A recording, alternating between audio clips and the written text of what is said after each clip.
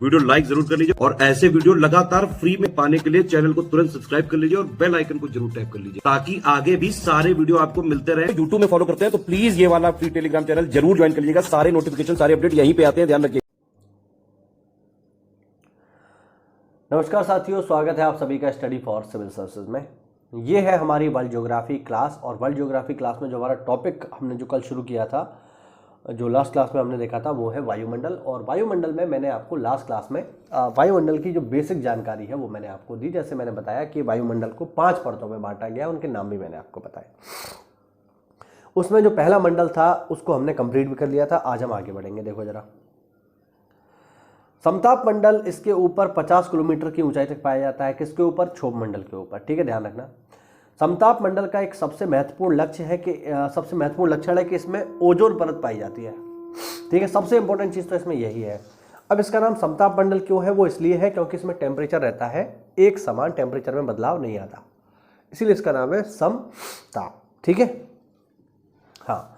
यह परत पराबैंगनी किरणों को अवशोषित करके पृथ्वी को ऊर्जा की तीव्र हानि तथा हानिकारक तत्वों से बचाती है। कौन सी परत? ओजोन परत। तो ओजोन परत किस मंडल में है? ध्यान रखेंगे, समताप मंडल में है। ठीक है, ध्यान रखना, पेपर में कई बार आ चुका है। मध्य मंडल समताप मंडल के ठीक ऊपर 80 किलोमीटर की ऊंचाई तक फैला होता है। इस स्तर पर भी ऊंचाई के साथ साथ तापमान में कमी आती है और 80 किलोमीटर की ऊंचाई तक पहुंचकर यह -100 डिग्री सेल्सियस हो जाता है, यानी सबसे कम। मध्य मंडल की ऊपरी सीमा को मध्य सीमा कहते हैं। ठीक है, अगला पॉइंट, आयन मंडल मध्य मंडल के ऊपर 80 से 400 किलोमीटर के बीच में पाया जाता है। इसमें वैद्युत आवेशित कण पाए जाते हैं जिन्हें आयन कहते हैं, इसीलिए इसे आयन मंडल के नाम से भी जाना जाता है। पृथ्वी के द्वारा भेजी गई रेडियो तरंगें इसी स्तर से वापस पृथ्वी पर लौट आती हैं। यहां पर ऊंचाई बढ़ने के साथ तापमान में वृद्धि शुरू हो जाती है यानी यहां पर तापमान बढ़ता है। अगला पॉइंट देखिए, वायुमंडल की सबसे ऊपरी स्तर जो बाह्यमंडल के ऊपर स्थित होता है उसे बाहिर्मंडल कहते हैं। ठीक है, यह सबसे ऊंचा संस्तर है।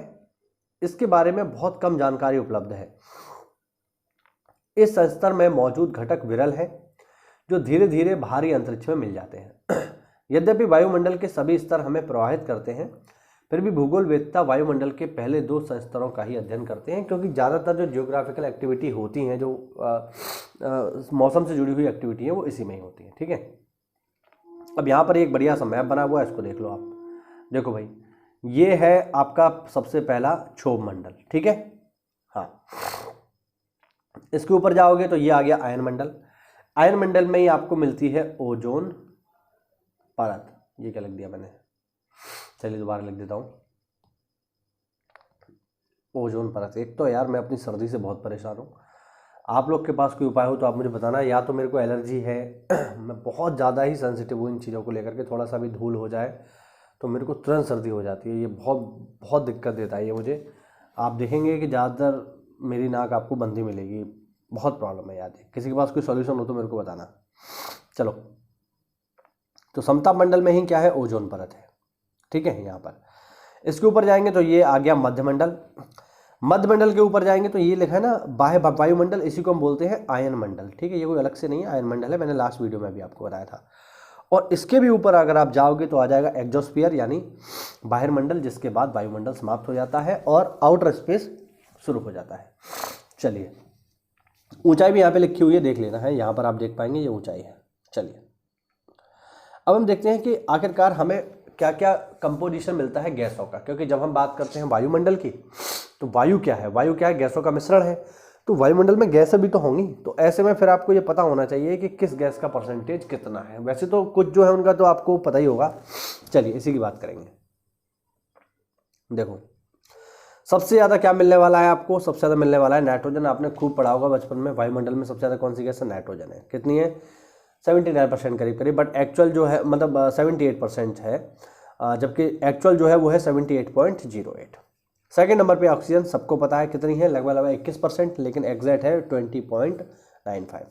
फिर आती है आर्गन 0.93 और फिर आती है कार्बन डाइऑक्साइड CO2 0.036%। ध्यान रखना, कार्बन डाइऑक्साइड का परसेंटेज पेपर में पूछा जा चुका है।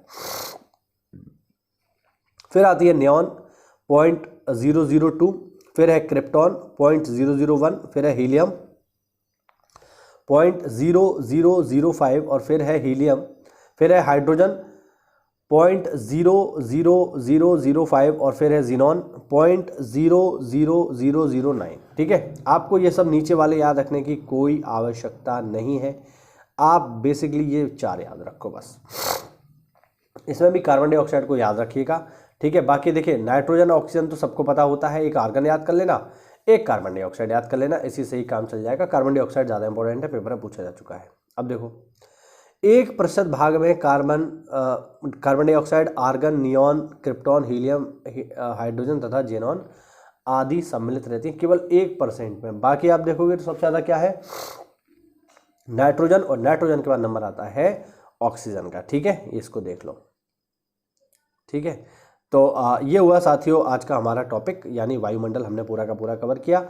जितने भी इंपॉर्टेंट फैक्ट हैं जो पेपर में पूछे जाते हैं वो हमने आपको इसमें बताया। देखिए हमारा उद्देश्य आपको ज्ञानी बनाना नहीं है, ना ही आपको ज्योग्राफी में पीएचडी करवाना है। केवल ज्योग्राफी की बात नहीं है, किसी भी सब्जेक्ट की बात आप ले लो, हम केवल आपको उतना मटेरियल देंगे जिसको पढ़ करके आपका सिलेक्शन हो जाए। आपको ज्ञानी नहीं बनना है, आपको पीएचडी नहीं करनी है, आपको रिसर्च नहीं करनी है, बस उतना पढ़ लो कि पेपर में आ जाए और आप टिक करे आओ, बस बात खत्म। ठीक है, मेंस में आ जाए तो आप उसे लिख पाओ, तो बस उतना ही पढ़िए जितना आवश्यक हो। व्यर्थ का पढ़ने से आपको कोई लाभ होने वाला नहीं है, आप केवल टाइम खर्च कर रहे होगे बस। एक बार नौकरी पा जाओ, एसडीएम डीएसपी बन जाओ तो आराम से पढ़ते रहना यार, कोई मना थोड़ी करेगा। ठीक है, बट अभी के लिए ज़रूरी है कि आप केवल सटीक पढ़िए उतना जितना हम आपको दें, इससे आपका समय भी बचेगा और आप रिवाइज भी जल्दी कर पाओगे। ठीक है, तो अगर आपका कोई डाउट है तो कमेंट के माध्यम से पूछिए। और अभी मैं आपको एक इन्फॉर्मेशन दे दूं कि पीसीएस 2024 के लिए हमारे पेड बैच शुरू हो चुके हैं साथियों। ठीक है, 2024 के लिए, और ये बैच जो है 24 अप्रैल से शुरू हो रहा है। ठीक है, इसमें आपको कंप्लीट तैयारी करवाई जाएगी, प्री मेंस इंटरव्यू सबकी एक ही जगह पर। इस बैच को ज्वाइन करने के बाद आपको ना तो कोई बुक खरीदनी है, ना ही करंट अफेयर की चिंता करनी है, ना ही स्टैटिक्स जीके, कुछ भी, ना ही यूपी स्पेशल, सब कुछ हम आपको देंगे और जितना देंगे बस उतना ही पढ़ना है, बाहर से आपको कुछ भी नहीं पढ़ना है। अभी से तैयारी करोगे तो मैं गारंटी ले रहा हूं कि आपका सिलेक्शन कोई रोक नहीं पाएगा। ठीक है, जून में पेपर होगा। ठीक है, तो ये है अगले के लिए, ठीक, क्योंकि इस बार का तो होने वाला है, ये तो मई में हो जाएगा, तो अगला जो होगा उसके लिए हम यहाँ पर आपके लिए बैच शुरू कर रहे हैं। तो अगर आपका कोई भी डाउट हो या आप इस बैच में जुड़ना चाहते हैं तो फिर आपको क्या करना होगा, आपको इन दिए गए नंबर्स पे कॉल करना होगा। इन दिए गए नंबर्स पे कॉल करके आप हमसे जुड़ सकते हैं। ठीक है, कोई डाउट हो तो कमेंट के माध्यम से पूछिए। मिलते हैं अगली क्लास में, तब तक के लिए जय हिंद, जय भारत, वंदे मातरम।